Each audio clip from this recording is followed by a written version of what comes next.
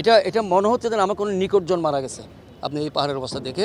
আগে চেয়ারম্যানের কাছে অনুমোদনের কোনো কিছু আসতো না, আমি যে দেখছি আজকেও আমি কথা বললাম। আমি মনে করি এই অনুমোদন প্রক্রিয়াটা সরাসরি চেয়ারম্যান নিয়ন্ত্রণ করা উচিত, চেয়ারম্যান পরে জানে।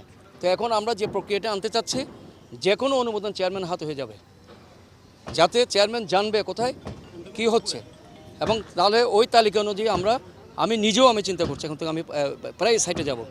আমরা তো প্রজেক্টের সাইটে যাই, কিন্তু আমার নির্মাণ সাইটে আমি ব্যক্তিগতভাবে ইনশাল্লাহ যাব, গিয়ে আমরা আমাদের এই সুন্দর শহরটাকে, প্রকৃতিটাকে আমাকে রক্ষা করতে হবে।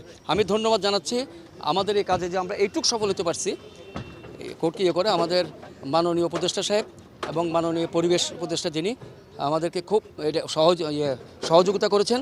তার সাথে জেলা প্রশাসন আছে, আমাদের পুলিশ বিভাগ, সিটি কর্পোরেশন, আমাদের মাননীয় মেয়র সাহেব সবসময় বলেন ক্লিন সিটি হেলদি সিটি, এবং আমরা বলি প্ল্যান্ট সিটি। তো আমার মনে হয় clean city, healthy city and plant city, এই সবগুলো আমরা একত্রিতভাবে ইনশাল্লাহ গড়ে তুলব। আমরা আশাবাদী, কিন্তু এই ভাঙাটা আসলে এই পাহাড় কাটা যেমন খারাপ লাগে, কারো বিল্ডিং ভাঙতেও খারাপ লাগে, কিন্তু আমার মনে হয় এই বিল্ডিং ভাঙতে হবে কেন? আমাদের জনগণ সচেতন হতে হবে।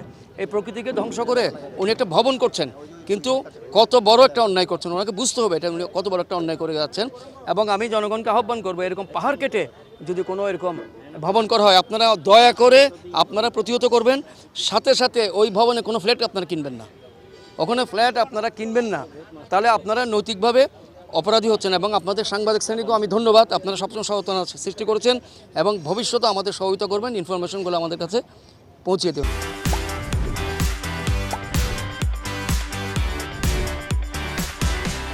অনুমোদনটা আইন মতোই যত সম্ভব দেওয়া হয়েছে, কিন্তু আইনটা এখানে অনুসরণ করা হয়নি এবং কোর্টের থেকে একটা রায় এসে এটাকে, কিন্তু আমার মনে হয় আমাদের যেটা আপনি প্রতিটি প্রতিষ্ঠানকে সংস্কার করতে হবে, এবং সরকারি প্রতিষ্ঠান যেমন সংস্কার হবে, আইনি বিষয়গুলো সংস্কারের মধ্যে আমাদেরকে আনতে হবে।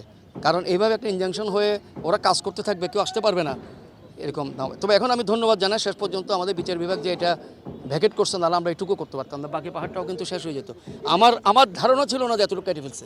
এই যে আপনি দেখলেন এই যে পাহাড় নগরের একদম প্রাণ কেন্দ্রে এভাবে শোনেন, আমি আগে বিদ্যুৎ উন্নয়ন বোর্ডে ছিলাম, আপনারা জানেন। আমি স্টেট ইঞ্জিনিয়ার থেকে জামাল খান কলোনিতে ছিলাম, পর একটা পর্যায়ে ঢাকায় বদলি হয়েছি।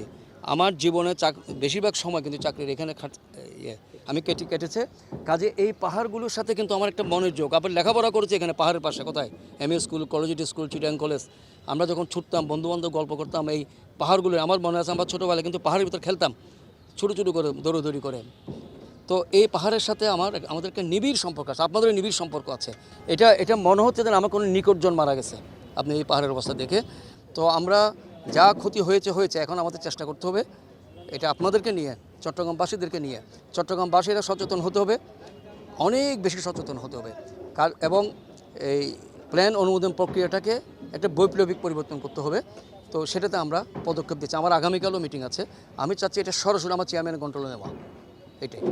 তো পাহাড় কেটে নিশ্চয়ই আশেপাশে যে পাহাড়গুলো কাটা হচ্ছে, নিশ্চয়ই দেখে আপনারা একেবারে স্তব্ধ লাগছে বা হতবাক? না, আমার হতবাক লাগছে, এবং শুধু এটা না, আপনি চিরাংশ আরও দেখবেন এরকম হচ্ছে। তো এটা তো একদম চোখের সামনে, এটা আপনি কি বলবেন, ঘরে ঢুকে ডাকাতি করার থেকে বেশি।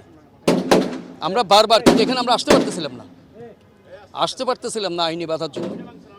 তো এখন আমার মনে হয় আমাদের আইনি প্রতিষ্ঠানগুলোর সাথেও কথা বলতে হবে, আমাদের মন্ত্রণালয়ের মাধ্যমে কথা বলতে হবে, যেন এই ধরনের বিষয়গুলো এভাবে যেন তারা একটা সুযোগ না পায়। তারা কতটুকু কেটেছে বলে মনে করেন? এই পাহাড়ে কিন্তু বেসলাইন দেওয়া, এটা বেসলাইনটা কোথায়? 40 ফিট, 40 ফিট আমার রাস্তা থেকে 10-15 ফিট কেটে ফেলছে পাহাড়, 10-15 ফিট 30 ফিটের মতো। কিন্তু আমি যেটা মনে করি, পাহাড়ের একদম পাশাপাশি কোনো ভবন এভাবে দেওয়াও ঠিক না।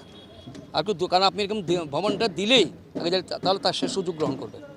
কাজে ভবনটা একটু দূরে দিতে হবে, এবং পাহাড়ের বেস লাইনগুলো কিন্তু এখন চিহ্নিত করা হয়েছে, পাহাড়ের সীমা কতটুকু, হ্যাঁ, এটা জিপিএস দিয়ে চিহ্নিত করা আছে।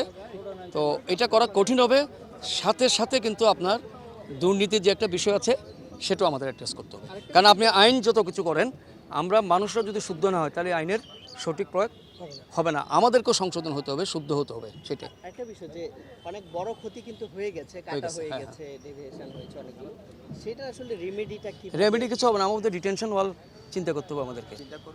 ডিটেনশন ওয়াল কীভাবে করা যায়, এটা হয়তো যিনি ভবন মালিক তার উপর আমাদের ইম্পোজ করতে হবে। সে ধ্বংস করছে, সে এখানে একটা রিটেনশন ওয়াল করতে হবে। ক্ষতিটা আপনার মুখে একটা ক্ষত হয়ে গেছে, কিছু করতে হবে, এখন ব্যান্ডেজ লাগানো আর কি, ক্ষতটা আর কিছু করা যাবে না। হয়তো এখানে আমরা অন্য কিছু করা যায় কিনা, যে আপনার গাছ লাগানো বা কিছু করা যায় কিনা। আর বাকি আমাদের পরিবেশ প্রকৃতি যেটুকু আছে, এটা আমাদেরকে মনে হয় অনেক সচেতন হতে হবে এটাকে সংরক্ষণ করতে হলে। আর কিছু কিছু মাফিয়া আপনারা জানেন এখানে গড়ে উঠছে, এই মাফিয়াগুলোকে আমাদেরকে ফেস করতে হবে, কিন্তু সেখানে আপনাদের শক্তিটা আমাদের কাজে লাগবে।